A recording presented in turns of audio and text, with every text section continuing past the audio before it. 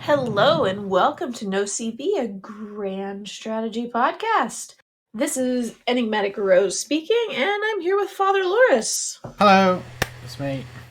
Lord Lambert has been kidnapped for the evening. Mm-hmm. I hear there's invaders in his home, and they have kidnapped him and are holding him hostage for this week. So Something like it's that. just the two of us. Yeah. And OBS has broken with the update, so we have no cameras this week either. No cameras, because OBS decided that. Well, the last few weeks I've been putting off an OBS update because I knew this would happen, and I updated it thinking, I've got like 2 hours, but it really messed up everything. I'll figure something out by next week, so don't worry. Yeah, it'll work at some point. Yeah, maybe. It's computers. I don't know how to use computers. I'm not good with computers. I mean, is anyone on here good with computers? It's not like we earn a living through them or anything. Yeah, everyone who is living through computers wishes they didn't earn a living through computers, because computers suck. They are the worst inventions humanity has ever come up with. I think we could make some arguments about what's the worst invention, but I wouldn't quite put computers there. So we do have 2 dev diaries for Vicky 3 because we kind of missed last week. Yeah. And it was all about trade routes and tariffs. Or was that the one this week? Which one's which? Trade routes and tariffs was last week, and then we have shipping lanes. So it's all sort of they're sort of the same thing. Trade routes, shipping lanes. Land, water. As long as the goods are getting to the location, who cares? I will say, us missing last week was not my fault. I was ready. Oh yeah, I couldn't make last week. No. Have y'all had the time change yet over there? Or is that this weekend? Yeah, no, it was last Monday, I want to say. Yeah. Okay. So we're all on fucked up time now. It's gonna be interesting next year, since here in the US it looks like we've only got 2 more time changes left. Oh, you're scrapping it or something, aren't you? Yeah, it passed in the Senate. I think it still has to go through the House of Representatives, but it's pretty much a done deal, it seems. Cool. We're going to daylight savings time permanently. No, I don't know why they couldn't just pick standard time, but hey, it's a time. Yeah. Oh, you're going to daylight saving times, Pip? Yeah, permanently. So we have a time change this fall, and then a time change next spring, which I can only assume we're having the delay so that companies, like, airlines and stuff, can make sure everything is set up properly with their computer programs. And I mean, massive tech industry, yeah. Yes. Well, especially because part of the world still uses it, like y'all in Europe. So yeah. Like half a time. Oh yeah, I remember that. Like Australia, there's like a place where it's like 30 minutes off instead of an hour off. Oh yeah, Australia. There's a few places I think that do that. Australia's divided into 3 for no explicable reason. Yeah, it's a bit stupid. Oh, and then all of China is 1. Yeah, but in reality, it's not. Which means some places it's midnight. The sun is up. Yeah, there's an official time and there's actual time. Mm-hmm. Officially, it's all 1. It's very weird. Well, officially it's midnight. Yeah, but local time it's dinner time, so let's go eat dinner. Yeah, exactly, yeah. Yep. Anyway, trade zones, trade routes, tariffs. Well, I mean, we do have trade centers in trade routes. Yeah. Which is something I'm particularly interested in. This is more interesting because this really is like the era that globalization really kicked off in a major sort of way. So it's also the era of the clock. Yeah, the clock era. Oh, I mean, we were going for time change, clocks, trade, because trade depended on people, knowing what time to meet up and when the goods are going to arrive. Mm-hmm. Especially with trains are the reason we have time zones. Yeah, I mean, I'll talk about this on my next inventory, but it's all no train-based trade, which is a bit weird. All done through boats, which makes sense. That's majority of trade was done. Yeah. It's actually shipping, and still is. As Insomniac is saying in chat, trade sounds really interesting here, which I would hope so, because it's Vicky 3, which is, I feel like, is based around trade more than any other Paradox game. Yeah. Yeah. That's... Yeah, I mean, like, well, Vicky 2 trade system. Well, basically, like, I mean, Vicky 2, Vicky 3, the whole Vicky line. Yeah, exactly. Is based around trade. But this is obviously there's a global market in Vicky 2, and now there's no global market. And this is the way that markets interact with each other now, which is pretty interesting. So you can set like things like your. So basically, from my understanding, from this is you trade goods between nations, and. To be honest, I don't fully understand it. I think you trade goods between nations. We need Lambert here. Like, I don't know about y'all, but as someone who really, like, I think I have, 7 hours in Vicky 2? The dev diaries are going to make a lot more sense to me when I can actually play Vicky 3. Oh, no, I've played shit tons of Vicky 2. Like, it's very different. It's very interesting, though. Because obviously in Vicky 2, it was all like a global market. Mm-hmm. But now, there's little gardens, essentially. Marketplace gardens. And how they interact is really quite interesting. Particularly, I think, well, basically, you get like trade hubs that spawn, you get tariffs, which I'm not quite sure. I think you get directly into your treasury based on goods going in and out of your national markets. Yeah, your markets. That's right, and that's based on your laws. For example, we've got here, we've got mercantilism, protectionism, free trade, and isolationism, which will have an impact on your tariffs. And I assume free trade has got low tariffs. I assume isolationist. Has got really isolation. None at all. I wonder here because they do talk about embargoes later and how embargoes, are not absolute. Yeah. So smuggling that strikes me as smuggling. Like, yeah, you cannot buy any Indian tea in France because we're embargoing it because it's owned by the British and we're fighting the British. Yeah. British are like, no, we really want to keep selling you Indian tea, so you're going to keep pushing it. It'll just be smuggled in. Well, that's done through, like it was done historically by sieging a port, right? So the example here is in Macau, which is a trade port that gives the Portuguese always are able to trade with China. So if China decides, we don't want Portuguese, what are Portuguese known for? Making pork, wine, port. Yeah. Okay. Say in an alternate timeline where the Chinese, weren't addicted to opium. They're just raging alcoholics addicted to port instead. Portugal can force China to buy the port. That's my understanding. And even if China embargoes, it doesn't matter because the trade is a trade port. Now, historically, obviously, what happened is Britain seized Hong Kong, and that allows Britain to sell opium to China. It doesn't matter if China embargoes it. China can have a complete embargo, but Britain will always be able to sell her opium to China because of a trade port. Now, what I find even more interesting is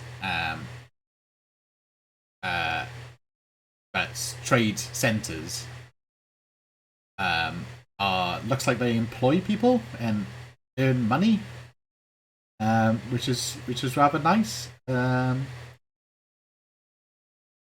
interested to see how that develops, and there's some present in Macau, I kind of look forward to seeing like how that affects, the significance of concession board, especially in China. I would like to see Hong Kong become a big thing. Pretty good in Macau. I mean, they were very important, so I would hope that they stay important. Yeah, I'd hope so. Speaking of important, get it? We're talking about basically how you maintain these international trades, and not only international trades, but supply routes and links to your other markets. For example, maintaining an empire now is no longer like just a. It is no longer just a no-brainer filled with profit, right? Mm-hmm. Maintaining colonies, not only is it expensive to do in the first place, but also you have to maintain shipping routes. Owning India, for example, and Britain, it's no good if you can't maintain a shipping route to India. Yeah. I mean, what's the point of owning property if you can't get to and from it? Exactly. There's no point like investing in like indigo farms in India if you can't get the indigo back to like I don't know, indigo eaters in Birmingham. Nice well, you're playing like Switzerland, and I don't know. You're playing Switzerland. You own land in India. You're gonna have some troubles. Well, that's interesting. Like how land-locked nations would work. Can they do international trade? Can Switzerland import coffee? I mean, the Swiss. I would assume, but I would assume that they would also have to like be not at war with the people around them. Yeah, but like, how would they do it? Because they don't have war, right?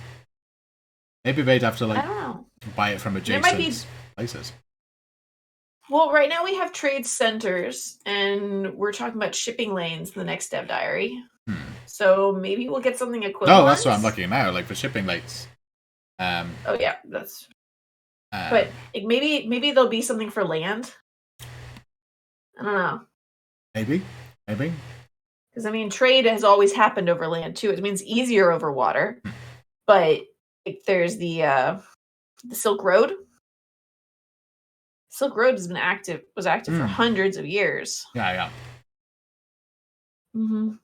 Or as Dimsomniac is saying, maybe France imports coffee and then sells it on. Yeah, that's what I'm thinking. Mm-hmm. Which would make, being like a sort of middle management, especially for someone like Austria, right? Pretty landlocked. Being a sort but they love their coffee. They do love coffee. They very famously love their coffee pastries and shit. Mm-hmm. So being like a sort of middle broker for coffee, say if you're playing like France. Well, and that also makes sense because real life, the more places that your good has to get through, the higher the price it's going to be at the end when it gets to you. And there's middlemen in the middle making money. So, a better example, like say if you're playing like Italy and you've got a big coastline, lots of ports, so therefore lots of convoys. You can import your coffee or whatever Austrians need, a lot of coffee, and make money by getting the coffee and not only selling it to the Italian population, but also selling it to the Austrian population. God, I hope Austria's obsessed with coffee. I mean, you should just play Austria when it comes out, and just make them obsessed with coffee. Yeah. Like, you want to have the highest coffee consumption in all of Europe or something. Maybe sugar, too, for all your pastries. Yeah. You want to be the largest consumer of coffee and sugar. That would actually be a fun achievement. Yeah, like, playing as Austria. If there is a way to, like, track that in Wiki 3, like, make Austria the largest consumer in Europe of sugar and coffee. Yeah. There's a similar one for EU4, isn't there? Like if you're playing as somewhere in Seattle. But Sleepless in Seattle have loads of coffee in Seattle. Let me go take a look. In chat there, Finland has the most highest Is that a modern thing, or is it like Finland always had a really high session of coffee? I mean, it's cold and dark there a lot of the years.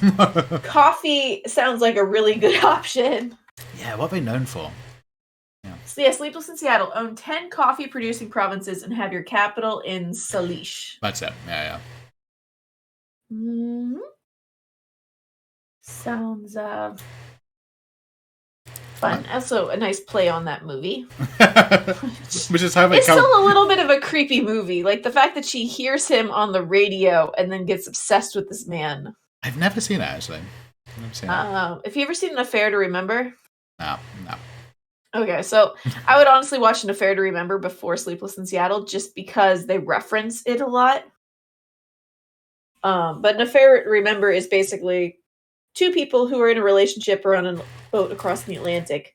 They fall in love with each other. Yeah. They don't really... It depends on the version you're watching, but they at least emotionally cheat on their significant others. And then they promise to meet again in a year at the top of the Empire State Building after, breaking up and getting everything cleaned up. And then, spoiler alert, he's there. She doesn't make it because of unforeseen circumstances that happen and kind of ruin her life. And then later they meet up again. But, yeah. That's why the whole obsession with the Empire State Building happens in Sleepless in Seattle. Oh. I didn't even know it was an obsession with the Empire State Building. Mm-hmm. What's the one in Seattle that's like a big building? Is it like a needle tower? Or something? Yeah, there's a needle tower. Oh, that thing's like... I would hate to be in that thing. It rotates around too, doesn't it? I just get some motion sick. Just vomiting everywhere. Well, I've seen in those rotating buildings, they move very slow. Like it's like an inch every minute or something. It's ridiculously slow. So you're like sitting there eating over an hour, and you like some of them I think take an hour or 2-3 hours to go for a complete rotation. It's not like spinning around at high speed. That'd be funny. No. Oh, Finland's still number 1 of coffee. Okay, interesting. Seattle Needle? Well, Finland's got a coastline, so they would be able to maintain the supply route, I guess. I would assume as long as they're not at war with Denmark or Sweden, because I could see them cutting them off. Yeah, but you could do it from the top, right? From the White Sea.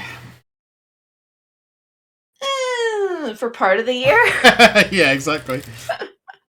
Great Karelian coffee run. I mean, you start getting into northern Finland, you got the same problems like people have in Alaska, where you can only get boats in for 3 months out of the year. And then same as all Russians have there. Oh, yeah. So, they also talk about effectiveness here, which I would assume that things like being at war with people along your trade routes would lower the effectiveness. Yes. Sort of I guess in Hoi 4, how, some of your convoys are still going to get through, but if someone has subs out there along your route, you ain't going to be seeing all those convoys again. I believe they mentioned whatever it here, they're called. Yeah. So you could do convoys, convoy raids, here we are. So that's how you block people's shipping lanes, I guess. So I imagine if you have say an empire, say if you're France and you own Indochina, like has happened historically, and Britain has a really powerful navy, I guess if you're France, you really don't want to be going toward Britain, because they'll just wreck your navy and stop all the stuff coming in from Indochina, which would cause the problems, or Algeria's, I guess. Which it looks like France owns a strip of Algeria there. Well, as they say right here, while India provides Great Britain numerous benefits such as raw materials and population, it's clear that the crown jewel of the British Empire is by no means cheap. No. A massive civilian and military naval industry is required to maintain it and keep it safe. Yeah. And thus it is by no means obvious whether such overseas possessions are always worth it. That's right. Yeah. Mm-hmm. It would be especially prominent, say, for African conquest, right? Especially if you're playing somewhere like Germany, or France. Yep. The option between having a large continental power and having a large colonial power. Very significant, right? Mm-hmm. Well, and compare this to EU4, where no matter what, it's always worth it getting more land overseas. Yeah. No, this is what's so interesting about this now. And even in Vicky 2, it was like a bit of a no-brainer to set up colonies. It's just free goods. It was like barely any problem. You just had to deal with like a minor bit of unrest, which worst thing in the world. But now, you have to maintain these navies, port systems, and it makes more sense. Yeah. Essentially, a colonial empire is useless if you don't have a navy. But also, say a colonial navy to maintain, if it's not very profitable, those ships could be better used in trade routes, right? So, or trying to maintain, connections or a colony closer. Yeah. Like, then it also gets you the question, if let's say you're playing Great Britain and you've got colonies in the Caribbean, you've got India, you've got some maybe down in South Africa, and you go to war with France, where are you taking the ships from? Which colony are you going to sort of let go of? Yeah. Or stop defending, or, if we don't make it all of the, silk coming in from Hong Kong, it'll be okay, but we really need to keep that fabric coming in from the American market. Yeah. Or sulfur. We really need sulfur from Sicily. But that fruit from Hawaii, we can wait. Yeah. Sugar plantations in the Caribbean or something. Yeah. We also had like a bit of a teaser. Yeah. Yeah. We do have a teaser from Martin. There was a teaser last week too, but since we already talked about the Dev Diary, the teaser's worthless now. I'm sorry, Martin, but it's worthless. Well, this is in the same sort of vein. So I believe last teaser was about farms, I guess. So you can break down farms and decrease the political influence of who own the farms. But obviously, there's economic ramifications for burning all your own farms. Seems to suggest burning everywhere you produce your food is probably not a good choice. Yeah. It does weaken the people who own the farm. And Dimsonic says if you can actually seize the goods yourself by piracy or wartime naval actions, no clue. Yeah. Be cool if you could, but no clue. Don't, unless I missed it, I don't think it says that anywhere in the diary. But that wasn't much of a thing here in this time.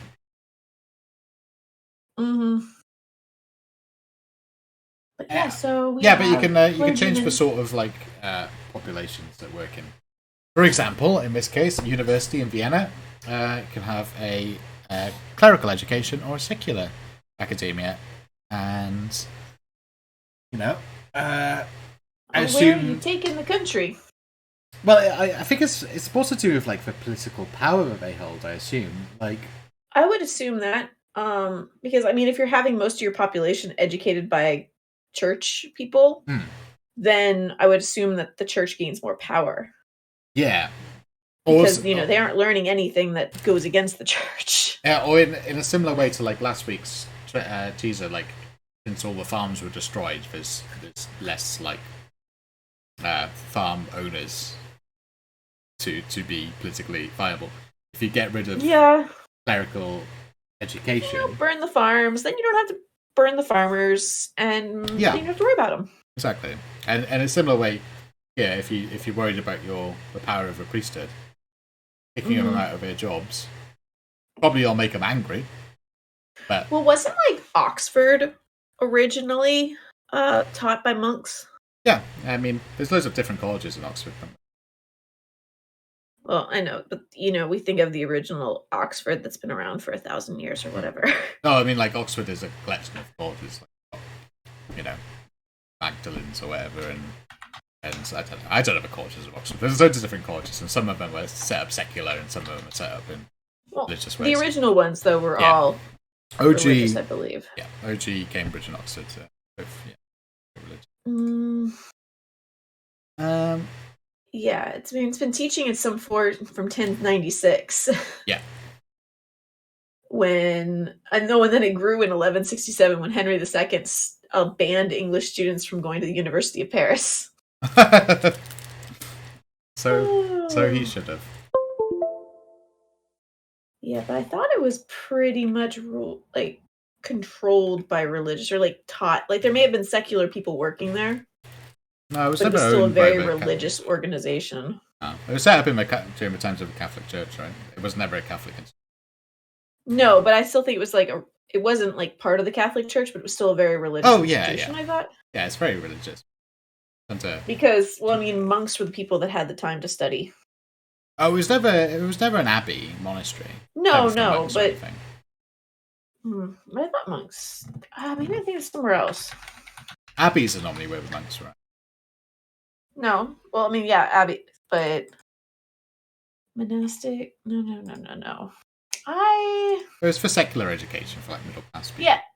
Yeah. One of them, St. Benet's Hall, was a permanent private hall built by Benedictine monks, I guess. Is that one of the colleges? I guess it says a hall. Who knows what y'all mean by that? So these old universities here, for example, Oxford, they have different colleges, and some of them will be secular. Or original colleges of Oxford, they had obviously loads of religion was taught. It was not specifically a religious institution. So Gloucester College. Gloucester was established in 1281 by Gloucester Abbey, and they were set up by the Benedictine monks. Okay.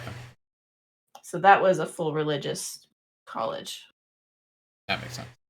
Yeah, but different colleges would be different things. Some of them, the later ones, are just completely secular. You can tell, if for example, different colleges in Oxford have got chaplaincy, for example. And obviously the secular ones don't, and then non-secular ones do.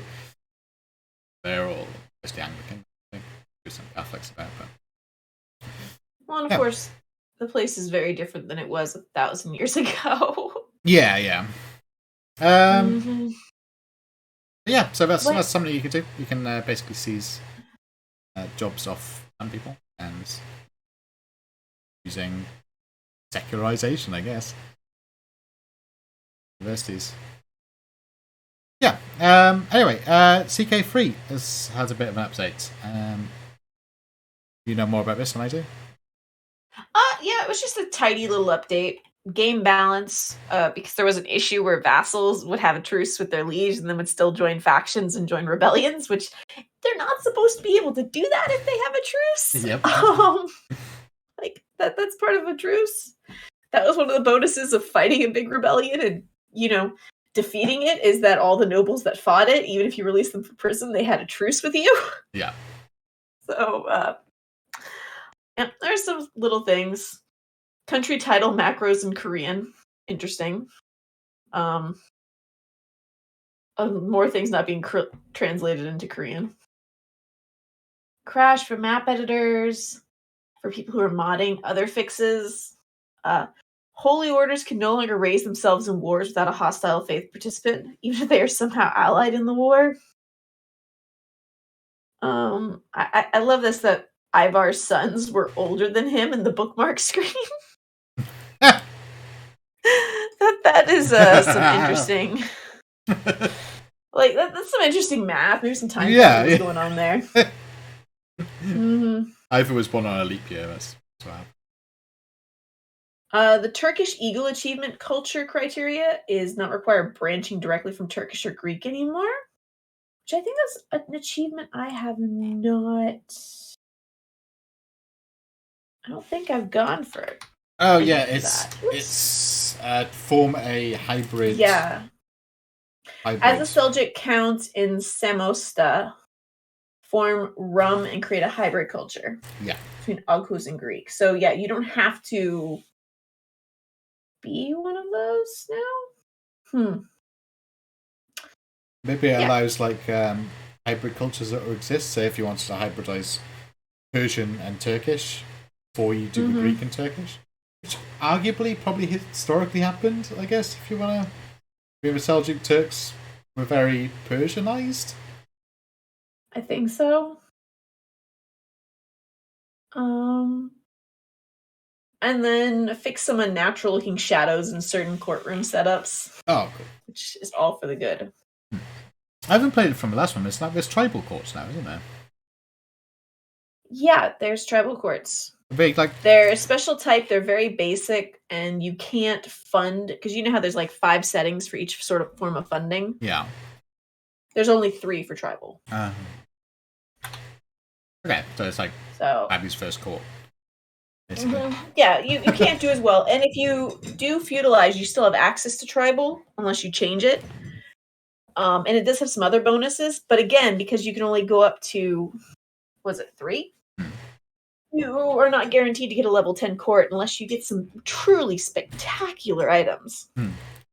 Yeah. But I think the nicest thing for having the tribal court is the fact that you can actually put out your relics and stuff that you've looted from across Europe. Yeah, because exactly. Before, I found my 4th Excalibur, but I can't do anything but leave it in a box. What? I'm sorry, what? No. You just hang it in your Great Hall or, your lodge or... Yeah. Yeah. They get unique... I guess they don't get unique scenes. Don't get to have like a monk or a gear or a long house or anything. They just have the same image. They just have the same courtroom. I would assume, and I think Leanna and I talked about this on a previous one, in that whenever we do get like another update, like maybe we'll get something like nomads. Yeah. Then they'll add artwork for tribal courts. Yeah. At courts. I think you're right, man. Yeah, I think that. Build a lodge out of Excaliburs. There's hundreds of them. I have a question. Leave this as a comment on SoundCloud, YouTube, or respond here in Twitch chat. But has anyone ever gotten a truly epic hat? Because I did an achievement for Poland. Could not, no matter how much I commissioned, could not find anyone who ever made me an epic hat. Epic crown, whatever. Hat. I finally had to go steal one. Because just would not happen. And no other CK3 save of mine, including the one I played to 1453, did we ever get a blue or purple hat crown.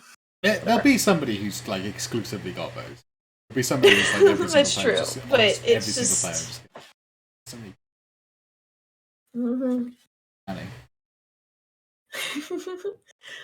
More CK3 news though this week. The console edition is dropped. Yes, yeah. Which is I'm sure is really exciting to someone in the world.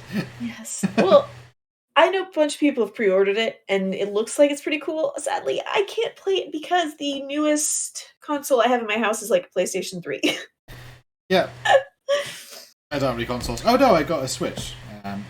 Also got a Switch Lite. Yeah, I don't think it's going to be on. It's on the Switch. No, exactly. It's Xbox and PS. The one thing that I actually have, which I barely ever play. Well, I'm just saying it's like a good travel thing. You know, you play it on the airplane or whatever. Yeah. You know, sick of reading whatever book you read. Well, that's why I originally bought a Nintendo DS like over 10 years ago. Yeah.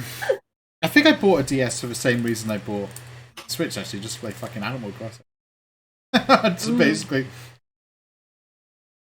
Yeah. I mean, that's why a lot of people bought a Switch 2 years ago. I remember they were sold out everywhere when Animal Crossing came out. I mean, that's why I bought mine. Waiting for like a good Pikmin game. A good what game? Pikmin.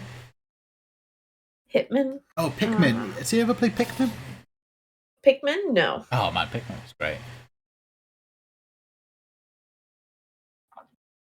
Probably our biggest news this week. Yeah.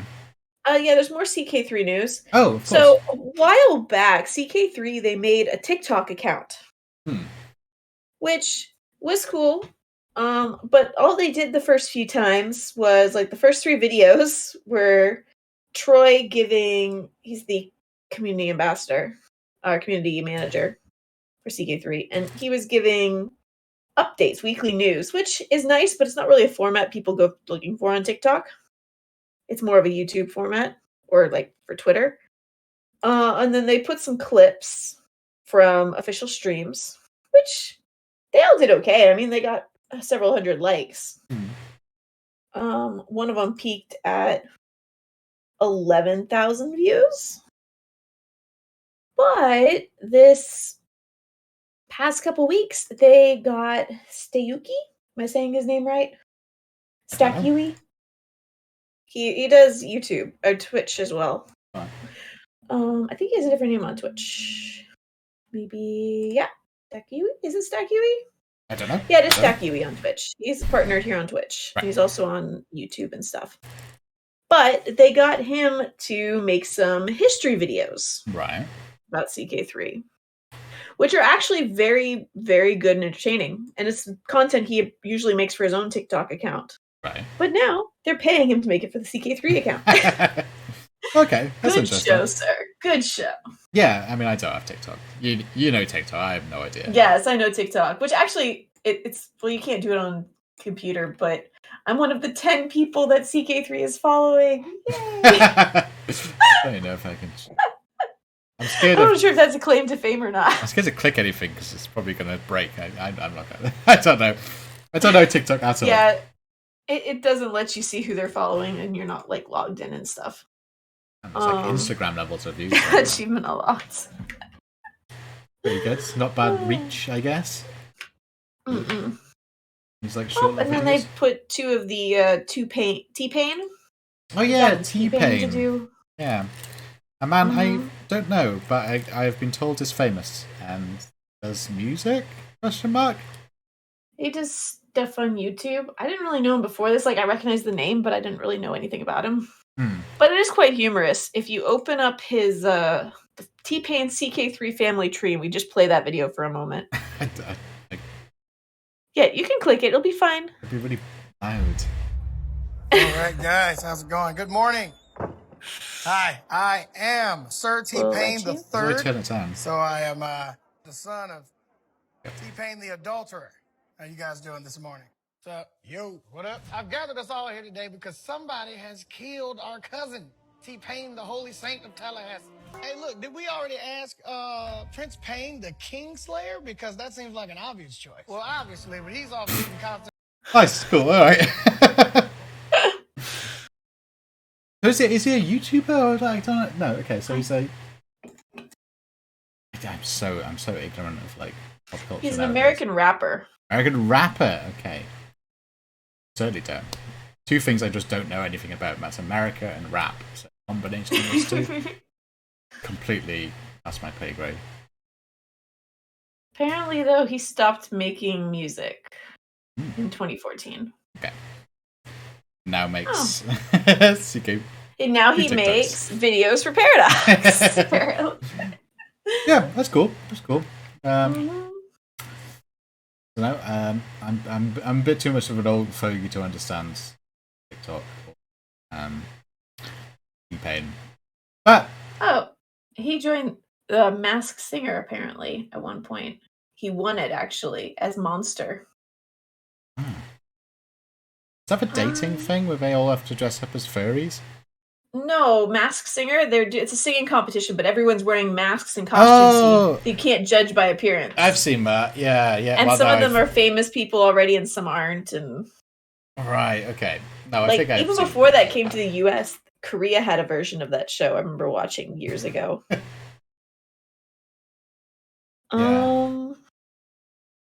Apparently, he has a Twitch channel. He might do stuff on Twitch. Let's see. I assume so. Anyway, we probably should talk about Overlord, which is the big news. Brand new expansion was announced last week, which kind of came out of the blue. Yeah, I mean, it's about time for a new news about Stellaris. Yeah. I mean, it was a bit of a low ebb in the dev diaries, and bang, new expansion. Bang! Hey, guess what? Expansion time, and we're actually going to be reworking vassals, so they actually matter. Yeah. And not just an easy way to integrate a nation. Well, to be honest, there's 2 things that seem interesting to me. One is the new vassal stuff for multiplayer. Right, I can't see myself. I don't play much Stellaris single player anyway, but it does mean that you can basically conquer someone and not knock them out the game, right? I'm sorry, what was that? It'd be really useful for multiplayer, the new vassal mechanics. Oh, yeah. I think multiplayer, and I can just imagine like the next time they do something like they did for last November. What was it? The event I was part of. I forgot the name of it. Whatever, it was the fishy one. Aquatics. Aquatics, yeah. My brain. Let's blame it on pregnancy brain.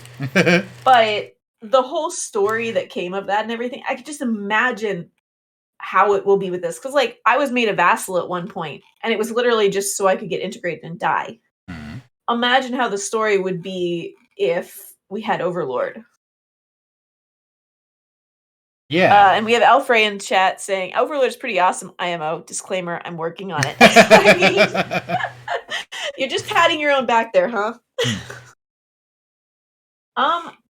Don't know about affecting ethics. We get a lovely image we get this week's Dev Diary.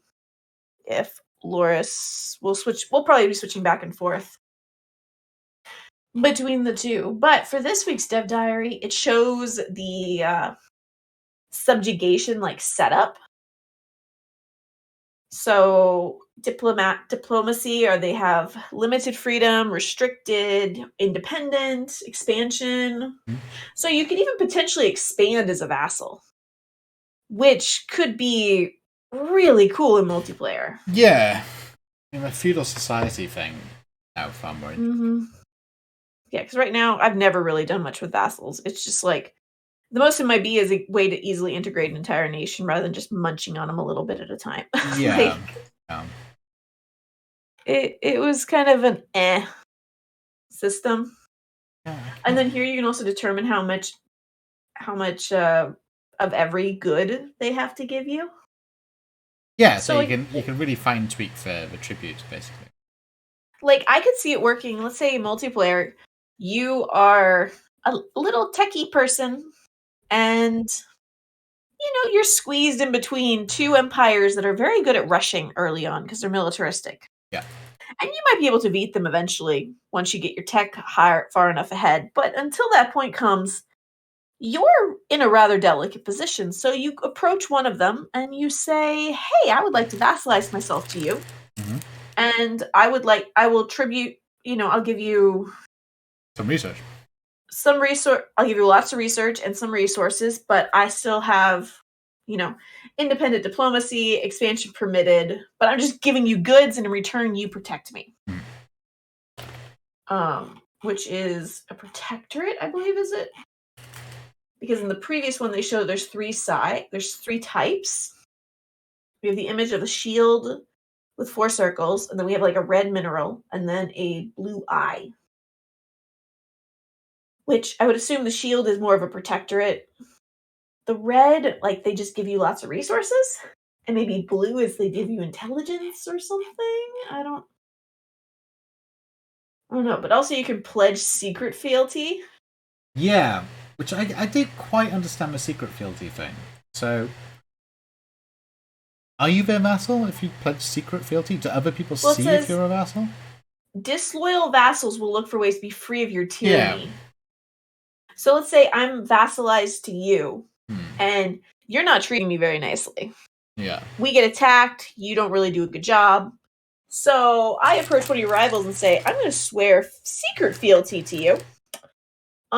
You just have to help me fight to get free of them, and then I'll give you my stuff. Okay. Okay. Are new, and we'll be going into details soon. Yeah, I know new, but I would assume I was guessing. I don't know. Oh. Yeah, some of the stuff I'm really quite interested in. Yeah, the origins, right? Which obviously we'll learn more about in the future. Yeah, I do like origins in general. As for on the Steam page, we also have shared destiny is being changed. Yes, yeah.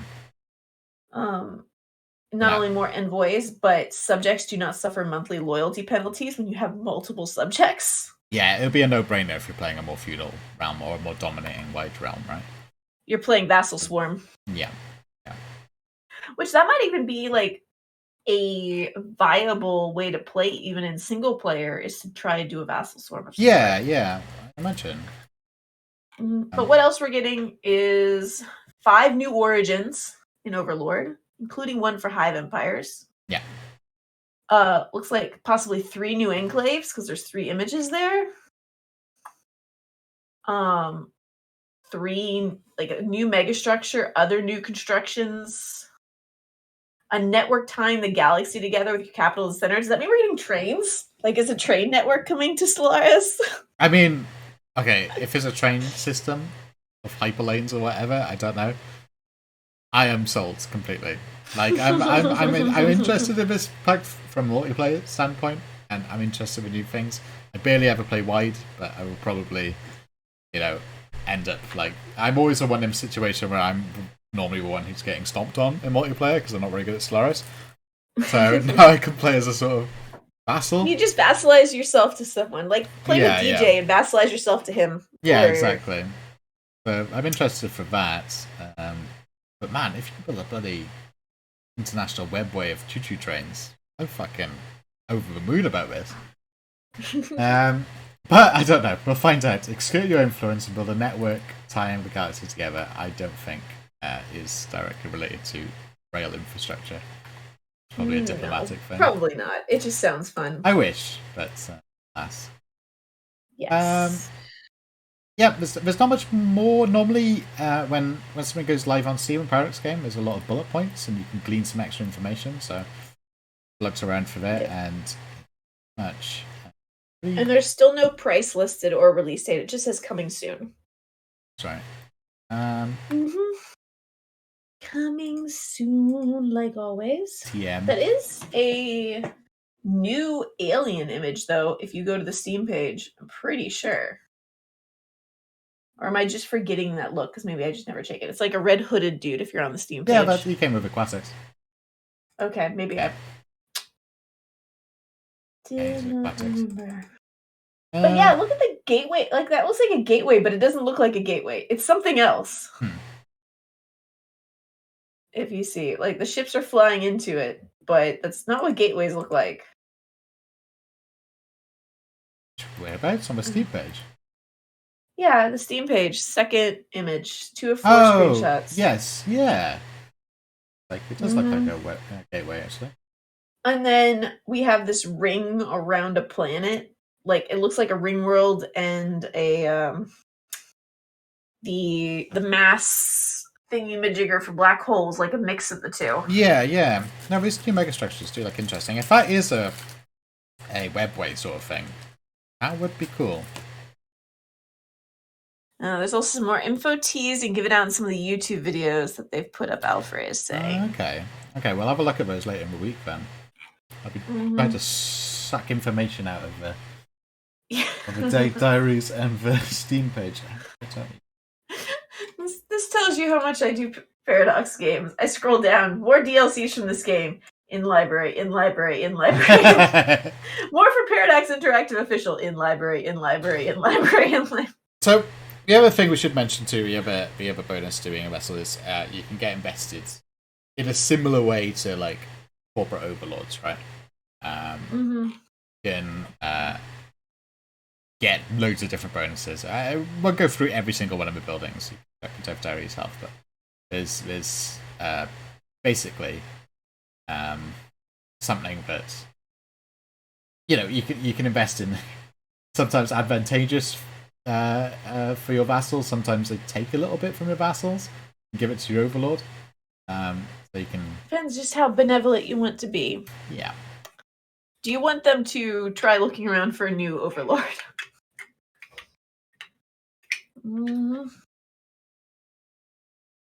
Yeah, it seems interesting. It's going to be interesting. Oh, one thing to point out, though, is we talked about how integration was pretty much always guaranteed before with vassals.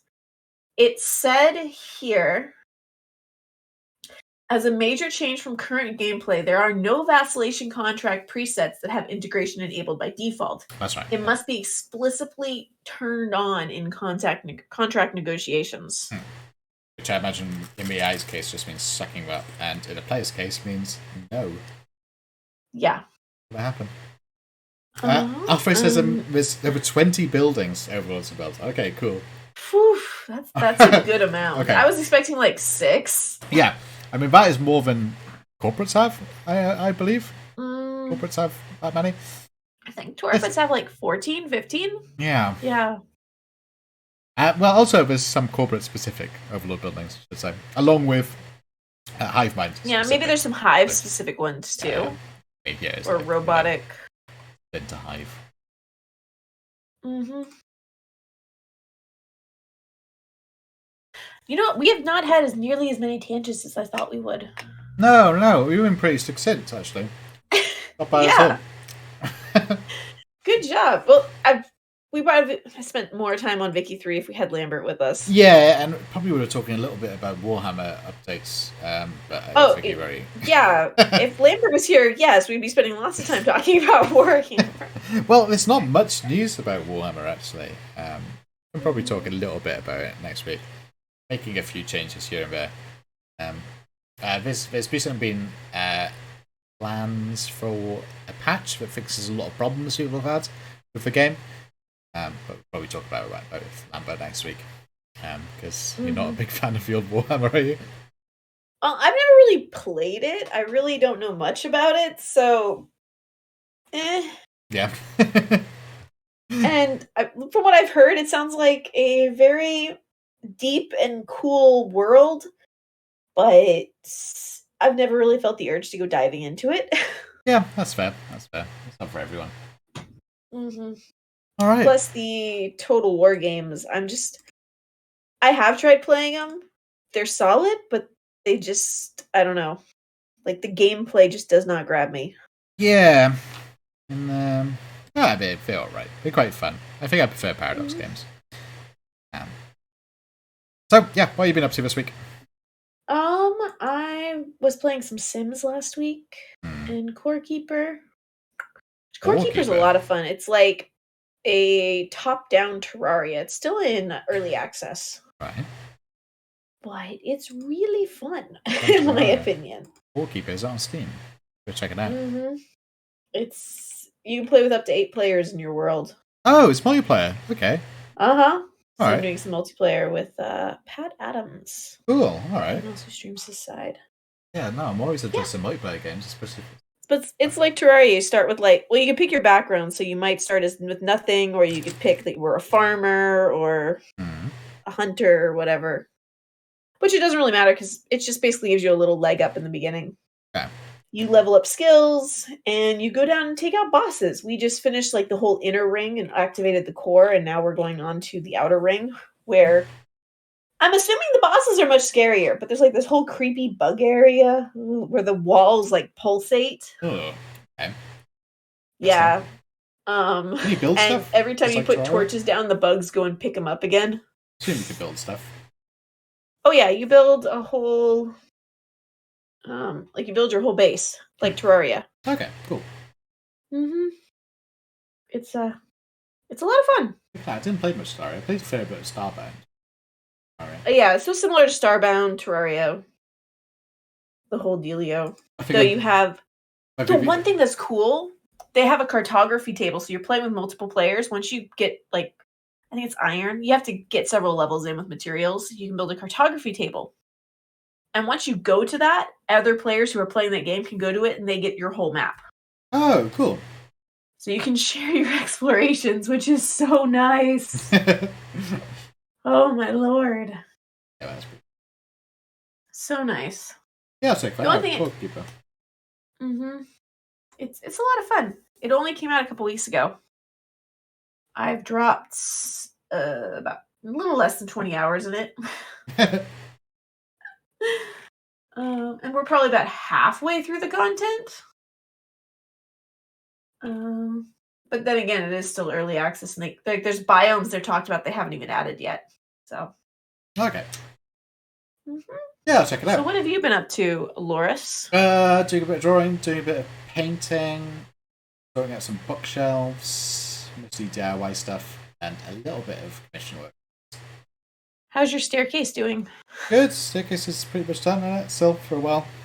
Same as it was before. Still there, hasn't fallen down at least. So. Well, that would be a good thing.